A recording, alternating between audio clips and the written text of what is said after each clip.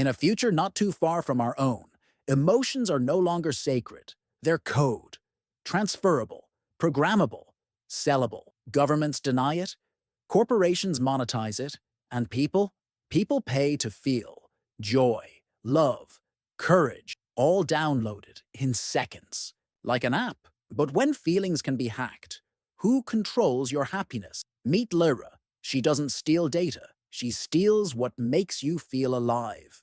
She's the most feared, emotional hacker on the underground circuit, hired to extract euphoria, rewrite sorrow, and erase regret for the right price. Her latest client is unlike any other. A silent bidder wants her to do the unthinkable, break into the emotional vault of a reclusive billionaire, known only as S. The target? His last fragment of true happiness. The catch? No one knows what that happiness is, or why he's protected it with quantum-level encryption. What begins as a flawless mission quickly spirals into obsession. Because as Lyra dives into his memories, she starts to feel something unexpected. Warmth, longing, maybe even love. But can a feeling born from someone else's heart ever be yours? If you've ever wondered whether love can be engineered or if emotion still matters in a synthetic world, this story is for you. Subscribe now for more unforgettable tales where identity, memory, and the soul collide. Drop a comment. If emotions were a currency, what would you protect at all costs? Now, let's plug in. Lyra adjusted her neural visor, scanning the encrypted emotional field one more time. The skyline of New Babel shimmered in hues of electric violet and data blue, as if the city itself pulsed with unresolved emotion. From her perch atop the Remora building, a forgotten relic among towers of carbon glass, Lyra felt the static in her chest tighten. Not fear, anticipation, the kind of thrill only the hunt could bring. Her target was protected by 5 layers of synesthetic encryption. Emotions like happiness didn't live in plain text. They were buried in sensory impressions, smells of old memories, microtones in laughter, even the warmth of someone's touch. To hack a man like S meant decoding the poetry of his past. Pixel by pixel, she jacked in. Instantly, her world liquefied. Data streamed in waves of color, saturating her visual cortex. The first layer was nostalgia. A beach, wind, a woman's voice humming something sad.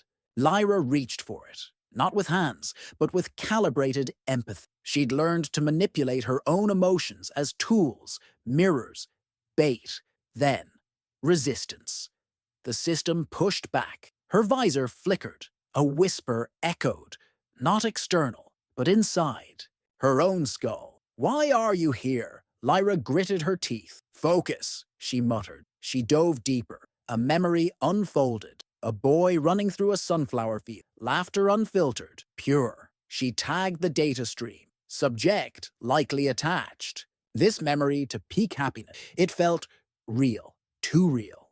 Her own chest ached watching it. She shook it off. But just as she reached to isolate the fragment, the memory looked at her, as if aware. And for the first time in her career, Lyra felt something impossible. The happiness she was sent to steal.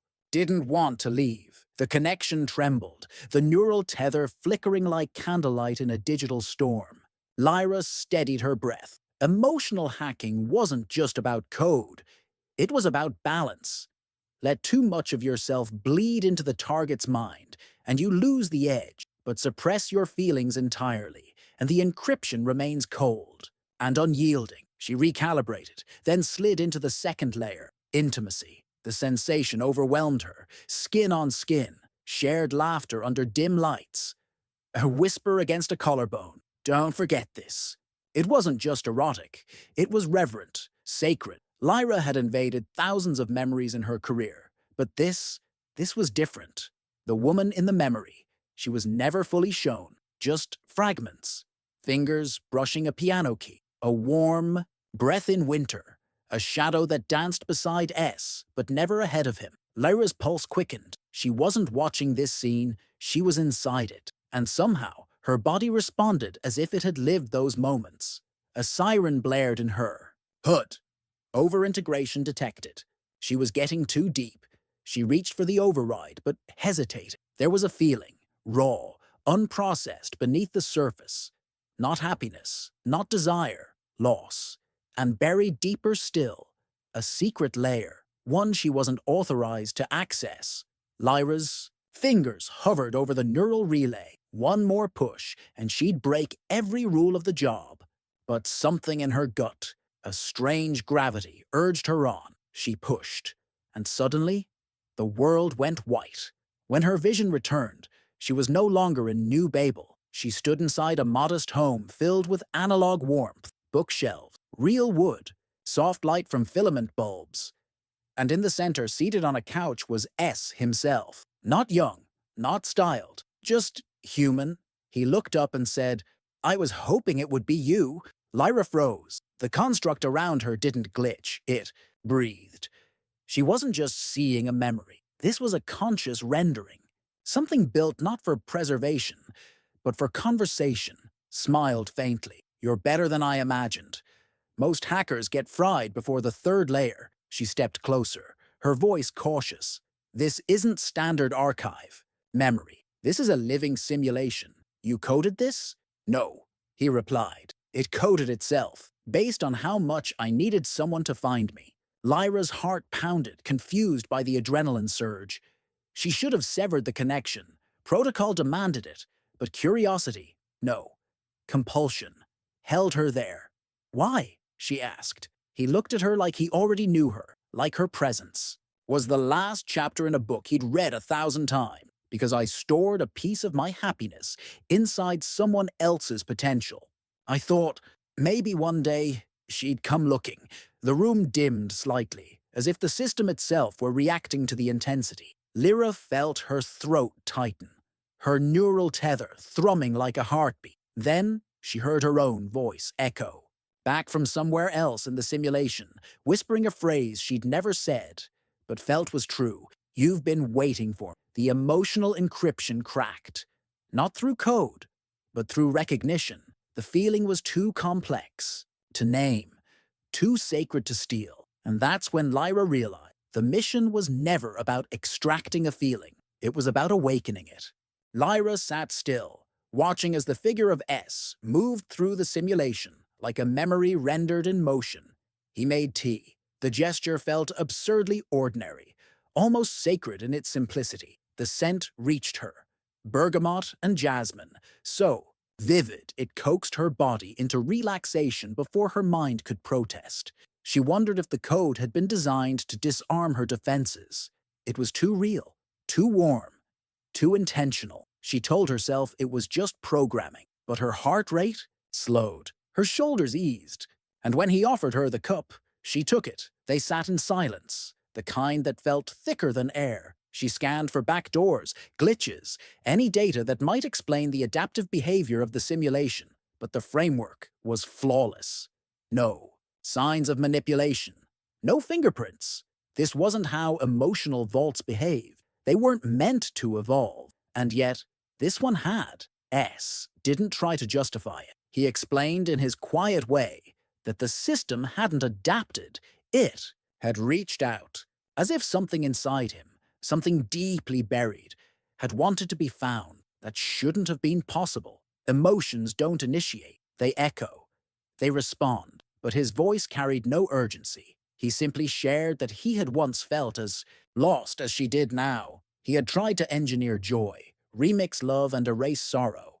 And yet, nothing ever felt true until someone came into his life and made him feel something raw, something he didn't control. That person, he said, had been lost to the very emotional system he helped create. As he spoke, the room shifted subtly. The light dimmed, the temperature dropped. The environment began to reflect his grief. Lyra's logic rebelled, but her body betrayed her. Every second she remained increased the risk of emotional override, a condition where another's memories and feelings begin to overwrite your own. She asked what he wanted from her. His answer was simple: to be seen, not scanned, not measured, just seen. Then the tea rippled in her hand. Her HUD spiked. The system was becoming unstable. Maybe because of her presence, or maybe because it was responding again, reshaping itself around her emotional reactions. She stood up, said she had to disconnect. But he didn't argue. He only observed, gently, that she wouldn't. And he was right. She did feel it, that pull in her chest, that strange ache when he spoke. It wasn't programming, it was her. Still, she reached for the exit command, hovered over it. Then, something flickered in her neural display. A single word, stay. She hadn't written it. He hadn't spoken it, but it blinked once, clear, insistent, and vanished. She cancelled the disconnect, just for a moment. She told herself she wasn't the person he believed she was, that she wasn't meant to be anyone's savior, but he didn't argue with that either. He didn't assign her a role. He just felt her. And somehow, that was worse. Tears pricked her eyes, even here, inside a virtual system. Dangerous tears. They meant her emotional boundaries were dissolving, but she didn't wipe them away. She let them fall. She admitted what she had never said aloud, that she had stolen hundreds of feelings, left people hollow for profit, that for a while she'd been proud of it. He didn't deny it. He didn't excuse her. He simply recognized her truth. She wanted to argue, but he wasn't offering redemption, just reflection, and the silence that followed wasn't cold or empty. It pulsed, with questions, with possibility, with everything she had worked so hard not to feel. Why did his presence feel familiar? Why did his eyes, even simulated, stir something old inside her? Why did she want to memorize a face that wasn't even real? Then, the sirens. Emotional saturation. 87%. One more spike, and the tether would overwrite her own memory. She should have pulled away. Instead, she stepped forward. She whispered that she didn't understand what was happening, and he told her, without hesitation, that she was becoming. The simulation glitched, shifted, reconfigured itself again, and somewhere beyond that digital construct, someone, her client, an automated failsafe, was trying to sever the link. The neural thread trembled. A forced disconnection countdown began. She had seconds to act. She could extract the data she was sent for, or she could stay, let herself feel, let herself change. She closed her eyes and stayed. Staying inside the simulation wasn't part of the plan. Not for this long. Time became a blur, unmeasured, fluid, like breath caught between two silences.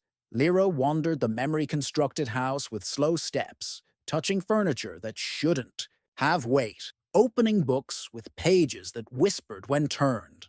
Everything felt too vivid, too nostalgic, as if her own memories had started fusing with his. At first, she convinced herself she was simply observing, gathering data, searching for the emotional key her client had commissioned. But that clarity dissolved with each hour that passed. Or had it been days?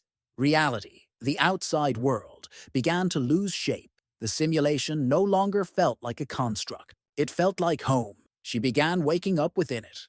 Not logging in, waking. She'd find herself seated in the sunlit room, with the warmth of morning brushing her skin. S would be nearby, always nearby, sometimes reading, sometimes watching, sometimes simply existing beside her with an ease she had never known in life. They talked about things that didn't belong to either of them. Favorite scents, fears from childhood, the sound of wind against metal walls during storms.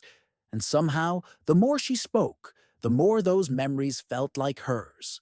Maybe they were. Or maybe she was losing herself. She tried to pull away once, to test the tether. Her neural interface pulsed with error messages. Host unknown. Exit blocked. She wasn't trapped, but she wasn't free either. And worst of all, she no longer wanted out. Not fully. S remained calm through it all. He never pushed, never claimed space. He simply mirrored what she gave him. Attention, silence, wonder. It was that mirroring that made her vulnerable, because deep down, she realized he wasn't trying to seduce or manipulate. He was simply there, and the absence of manipulation felt like intimacy. One morning, if it could still be called morning, she stood at the edge of a simulated cliff that overlooked a valley. The view was constructed, obviously, the clouds too symmetrical, the wind too poetic, but the feeling it evoked was real. He appeared beside her, not speaking.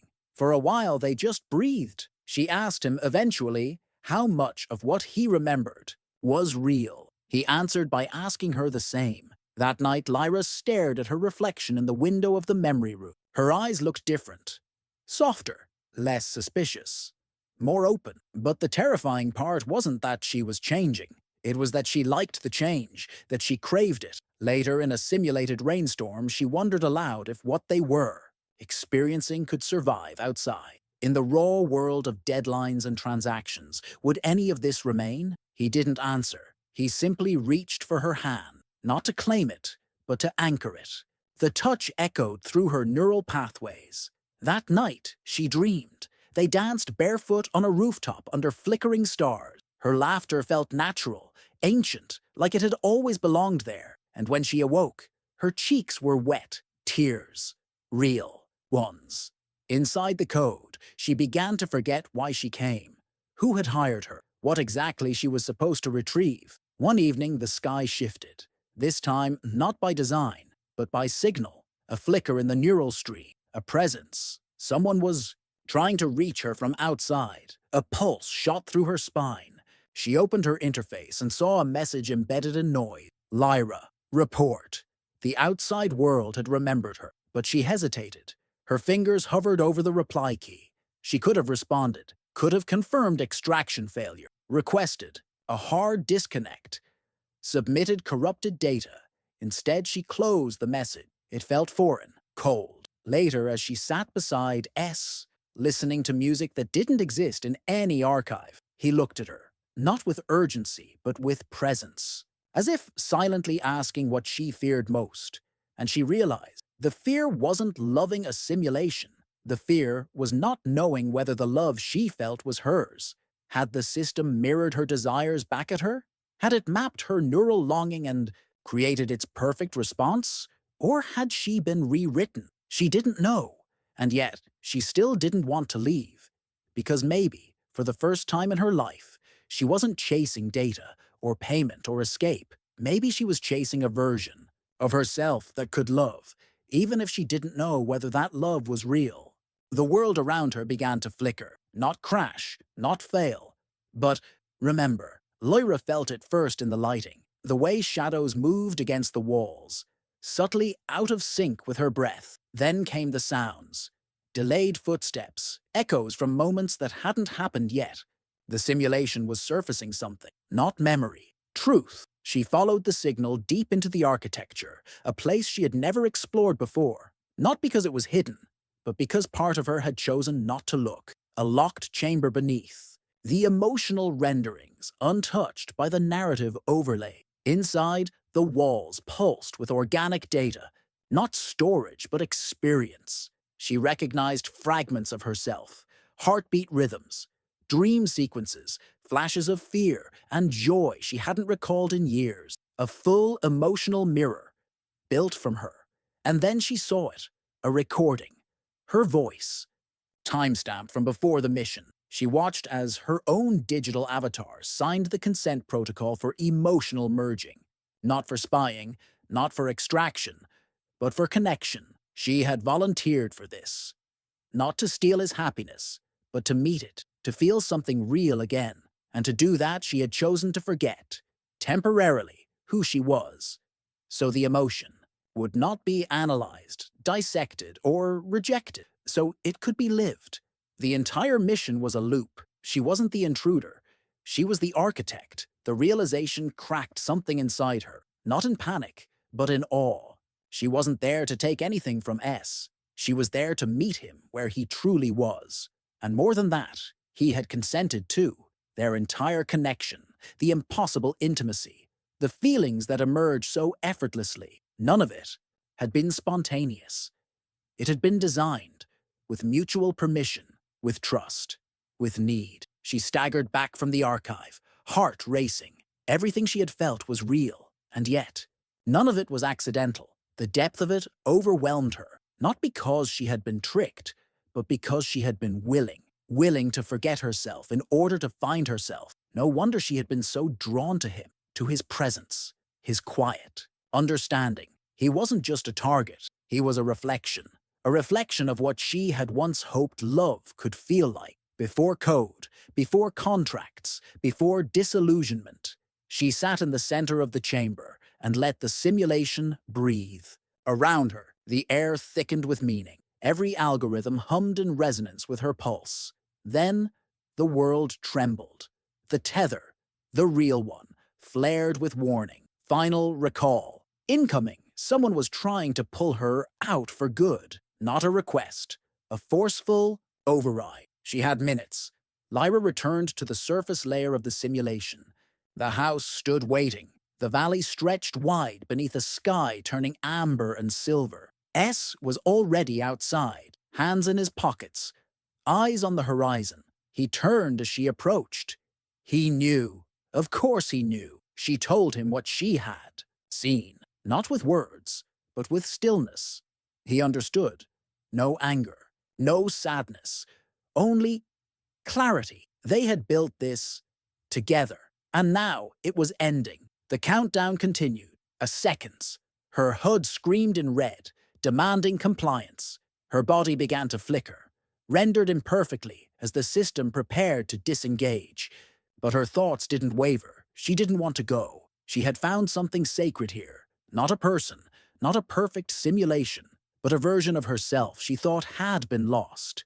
The part of her capable of feeling without fear, trusting without calculation, loving without escape routes. S stepped closer, his image already fragmenting. Around them, the world began to dissolve, pixels breaking into stardust, color retreating from the edges. Yet his presence felt even more solid than before. No words passed between them. There were no words left big enough, just a look and a memory. That hadn't even ended yet. Seconds. Her tether surged, and then silence. When Lyra opened her eyes, she was back. A sterile room. Electrodes cooling against her temple. Data streams blinking on a screen nearby. Technicians speaking softly behind mirrored glass. The mission was complete, but her chest ached, not from loss, from remembering. She reached up, touched her face. Her skin was warm, damp. A tear, just one. And in the quiet hum of the neural chamber, a voice not her own whispered from somewhere deeper than memory. I'm still here. Whether it was his voice, hers, or something they had made together, she didn't know, but she smiled and closed her eyes again, not to forget, but to hold on. In a world where emotions can be replicated, erased, or sold, what does it mean to truly feel? Lyra didn't just uncover someone else's happiness. She rediscovered her own, and maybe that's the most dangerous kind of hacking, not of systems, but of the heart. If this story moved something in you, if you've ever questioned whether your feelings are yours or just reflections of someone else's, you're exactly where you need to be. Subscribe for more stories that make you feel too much, too soon, and just enough. Tell us in the comments. If you could preserve just one emotion forever, which one would it be? Until next time, stay human, even when the code tells you not to.